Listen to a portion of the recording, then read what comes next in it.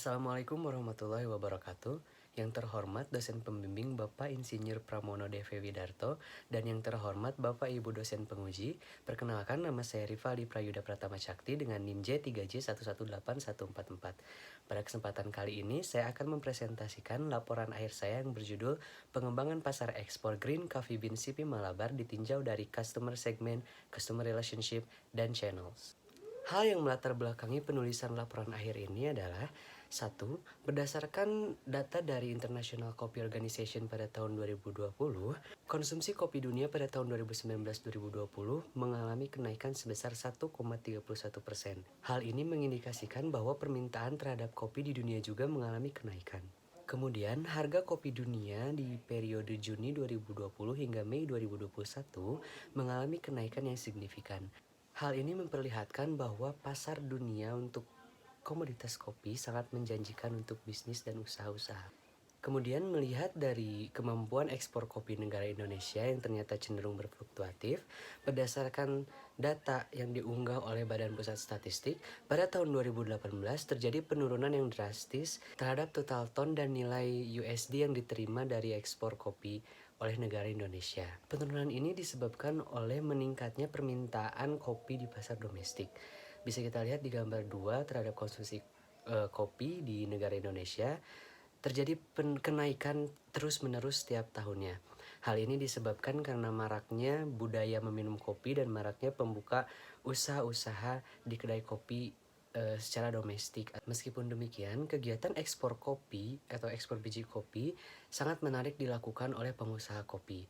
Karena dengan melihat permintaan kopi dunia yang terus meningkat dan melihat harga kopi dunia yang tidak pernah turun, kedua hal tersebut akan memberikan keuntungan yang maksimal untuk perusahaan pengolah kopi ataupun perusahaan ekspor kopi. Menurut International Coffee Association pada tahun 2007, jenis kopi yang biasa dieksporkan adalah jenis sherry, green bean, dan kopi bubuk.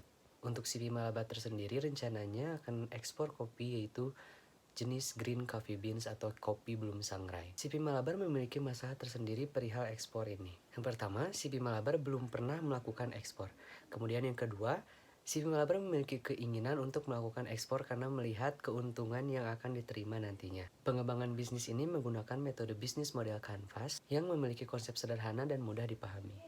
Pembahasan berikutnya adalah metode, waktu dan lokasi PKL. PKL atau praktik kerja lapangan mulai tanggal 1 Februari hingga 30 April 2021. Pelaksanaan praktik kerja lapangan ini dilakukan di perusahaan kopi yaitu CV Malabar di Pangalengan, Jawa Barat. Kemudian landasan teori. Menurut Specialty Coffee Association of America pada tahun 2015, kopi specialty atau specialty coffee merupakan kopi dengan skor cupping di atas 25 poin dari hal-hal penilaian yang ada di kopi. Cupping tersendiri merupakan kegiatan pencicipan kopi untuk mendapat nilai kopi. Standar kopi untuk coffee special menurut Specialty Coffee Association of America adalah: 1. Rasio antara kopi dengan air adalah 8,25 gram kopi harus dengan 150 ml air. 2. Cangkir yang digunakan harus terbuat dari bahan yang sama dan harus memiliki tutup. 3. Suhu air yang digunakan berkisar antara 92,2 hingga 94,4 derajat Celcius. 4. Penggilingan melewati 20 saringan mash. 5. Kopi yang disangrai harus sekitar antara 8 hingga 12 menit. 6. Sendok dan peralatan lainnya harus dari logam yang non-reaktif. Hal-hal yang menjadi penilaian untuk cupping kopi yaitu rose color, fragrance acidity, flavor, sweetness, clean cup, balance, uniformity, aftertaste, overall, dan defect. Menurut Sasono pada tahun 2012, ekspor merupakan kegiatan mengeluarkan barang dari daerah pabean ke luar daerah pabean. Syarat menjadi eksportir menurut Keputusan Menteri Perdagangan Nomor 07-MDAG-Per-2005. 1. Perusahaan berupa badan hukum. 2. Perusahaan memiliki tanda usaha perdagangan dan surat izin usaha perdagangan. 3. Perusahaan memiliki angka pengenal ekspor atau APE. Dan 4. Perusahaan mendaftar tanda daftar perusahaan atau TDP. Kemudian khusus untuk eksportir kopi harus terdapat Kemudian khusus untuk eksportir kopi harus terdaftar sebagai eksportir terdaftar kopi atau ETK, atau juga bisa memiliki surat eksportir kopi sementara atau EKS yang dilengkapi dengan surat persetujuan ekspor kopi atau SPEK dan keterangan asal atau SKA. Kemudian metode kajian. Yang pertama adalah bisnis model kanvas. Menurut Baumas CP pada tahun 2017, bisnis model kanvas adalah alat untuk melihat lebih akurat tentang rupa usaha yang sedang berjalan atau akan berjalan. Bisnis model kanvas tersendiri dipopulerkan oleh Osterwalder dan Pigner. Di dalam bisnis model kanvas terdiri 9 elemen menjadi fokus usaha untuk mewujudkan suatu bisnis. 9 elemen tersebut adalah customer segment, value proposition, customer relationship, channels, key partners, key activities, key research, cost structure, dan revenue stream. Untuk kajian ini difokuskan kepada 3 elemen, yaitu customer segment, customer relationship, dan channels. Pada kajian yang berikutnya adalah analisis SWOT. Analisis SWOT merupakan salah satu metode yang digunakan untuk mengevaluasi suatu bisnis dengan melihat kekuatan atau strength, kelemahan atau weakness, peluang atau opportunity, dan ancaman atau threats. Untuk kekuatan dan kelemahan merupakan berbagai hal yang berhubungan langsung dengan perusahaan dengan kegiatan sehari-hari organisasi. Biasanya membahas produksi, finansial, sumber daya, dan pemasaran. Selanjutnya untuk kekuatan dan kelemahan disebut sebagai potensi usaha.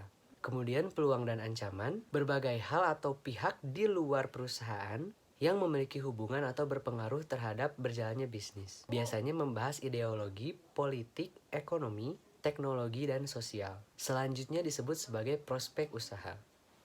Kemudian kita masuk di profil usaha, status dan perkembangan perusahaan.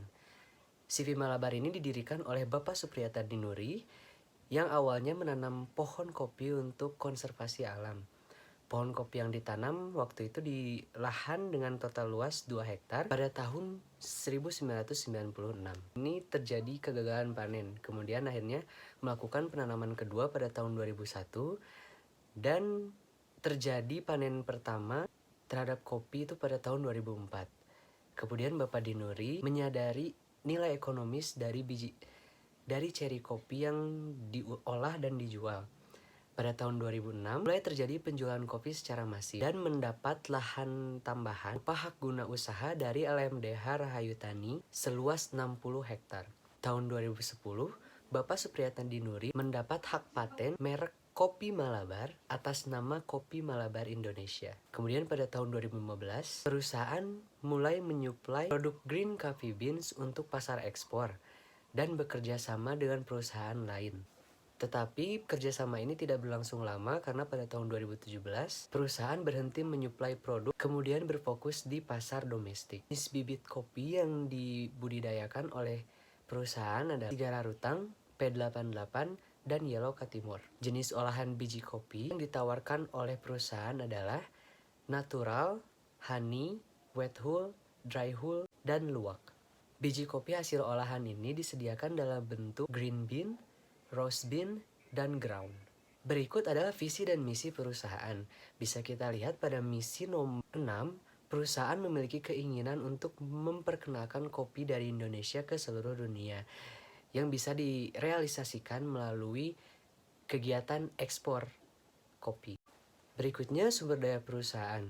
Berikut adalah sumber daya perusahaan yang akan digunakan untuk kegiatan ekspor nantinya. Untuk menutup biaya-biaya, perusahaan akan menggunakan kas atau keuntungan yang diperoleh dari bisnis mereka pada tahun sebelumnya. Kemudian potensi dan prospek perusahaan. Potensi dan prospek perusahaan ini akan menjadi acuan munculnya pengembangan usaha untuk CV Malabar. Potensi pengembangan usaha.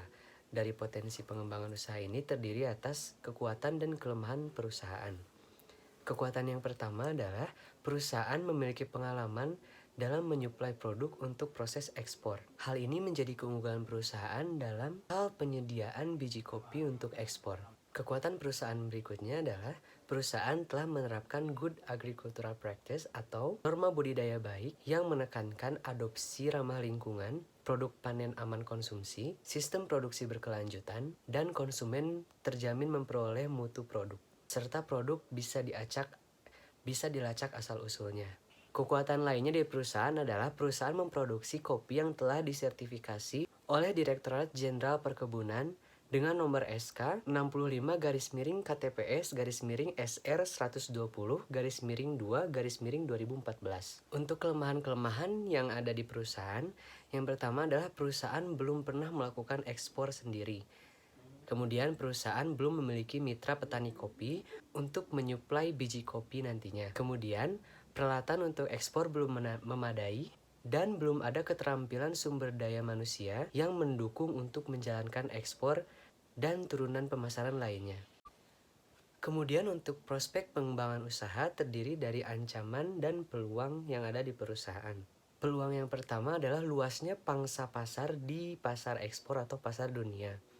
Bisa kita lihat dari tabel pada latar belakang sebelumnya, permintaan terhadap kopi di dunia terus meningkat setiap tahunnya. Peluang lainnya adalah harga kopi yang tidak pernah turun atau terus meningkat, dan tren harga dolar di BI yang terus menguat. Peluang lainnya adalah ada perusahaan yang dapat diajak bermitra untuk melakukan pengembangan usaha ini. Peluang yang terakhir adalah berkembang pesatnya media teknologi dan informasi atau yang biasa kita sebut dengan internet. Kemudian ancaman-ancaman yang ada pada perusahaan. Yang pertama adalah perusahaan tidak mampu memenuhi permintaan karena adanya fluktuasi produksi, di mana tidak menentunya total panen yang diperoleh pada setiap produksi. Selain itu, munculnya pesaing di pasar ekspor yang tidak fair, seperti pesaing banting harga, mutu yang tidak sesuai dengan yang dijanjikan, sehingga merusak kredibilitas dari kopi Indonesia tersendiri. Dari potensi dan prospek yang telah dijelaskan sebelumnya, bisa disusun sebuah rencana strategi untuk pengembangan usaha. Yang pertama adalah pengembangan customer segment. Pada customer segment, perusahaan dapat memperluas pangsa pasarnya ke ranah ekspor atau ranah internasional. Kemudian, pengembangan pada customer relationship untuk mendapati hubungan yang baik antara perusahaan dengan buyer internasional nantinya. Perusahaan dapat mengadakan customer care yang dapat diakses selama 24 jam. Selain itu, perusahaan dapat membuat suatu layanan otomatis sederhana, yaitu fitur Frequently Asked Question atau FAQ di website atau media sosial nantinya. Kemudian pengembangan pada channels adalah pengembangan media sosial dan website untuk promosi dan sarana customer care juga FAQ nantinya. Memasuki strategi pengembangan bisnis. Yang pertama saya akan membahas kapasitas usaha dari perusahaan ini. Perusahaan mendapati total panen 180 ton cherry kopi yang kemudian diolah menjadi green coffee beans dengan jumlah rendemen sebesar 30%. Sehingga setelah menjadi green coffee beans, perusahaan memperoleh total yaitu 54 ton green coffee beans. 54 ton green coffee beans ini tidak semuanya grade specialty coffee. Sebanyak 60% dari total green coffee beans yang diperoleh merupakan green coffee beans jenis specialty coffee.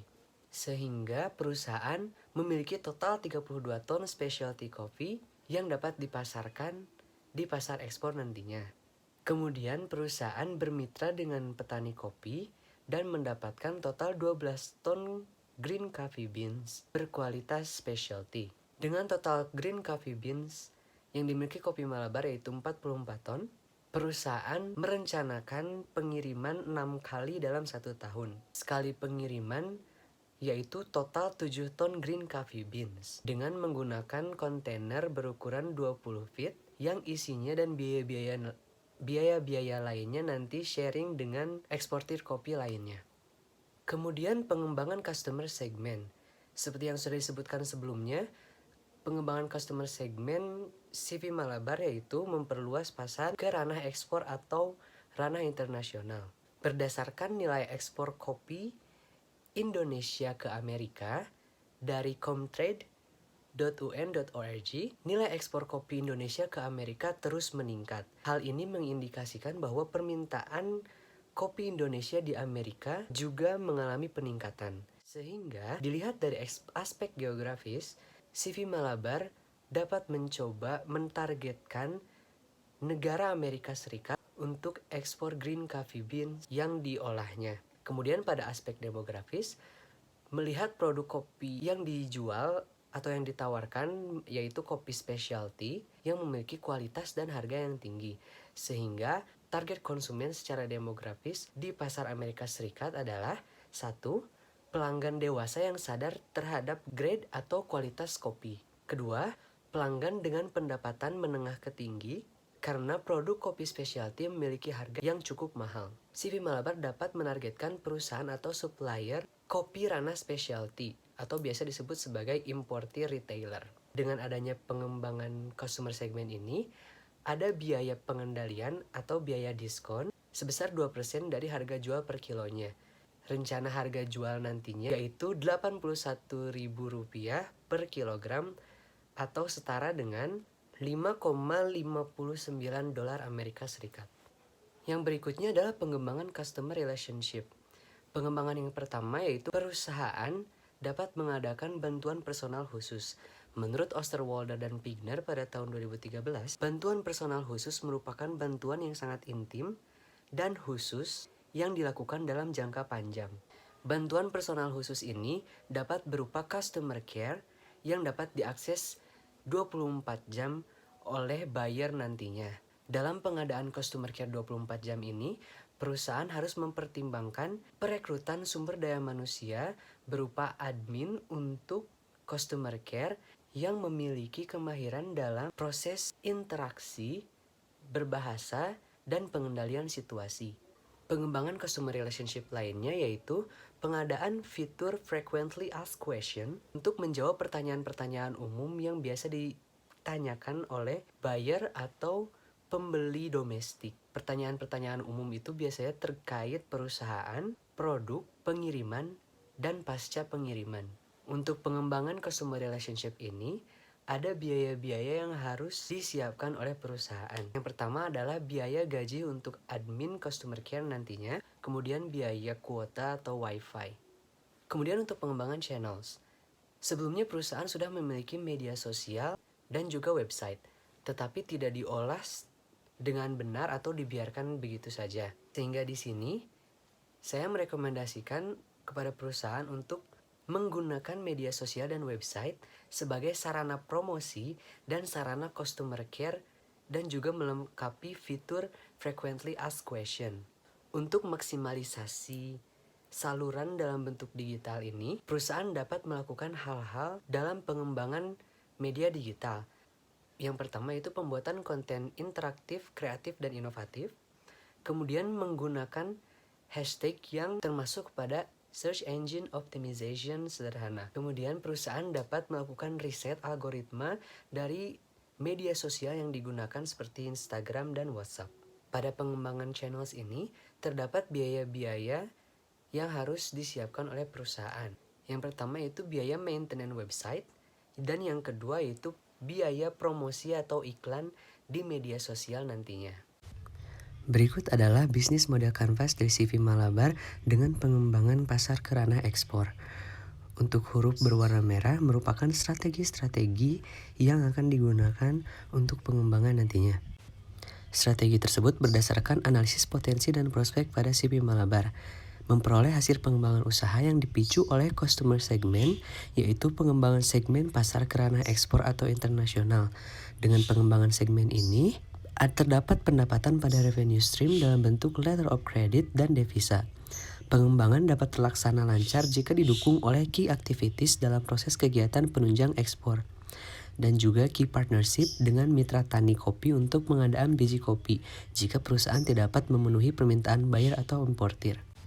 Pengembangan lainnya yaitu penambahan kegiatan di customer relationship, yaitu kegiatan customer care 24 jam, sehingga ada penambahan sumber daya manusia sebagai admin customer care yang aktif selama 24 jam. Perusahaan dapat menambahkan layanan frequently asked question untuk informasi-informasi umum yang mungkin akan ditanyakan oleh calon buyer atau oleh pembeli dari domestik. Maksimalisasi pelayanan ini akan dilakukan melalui channels yang juga merangkap sebagai media promosi dan juga media iklan.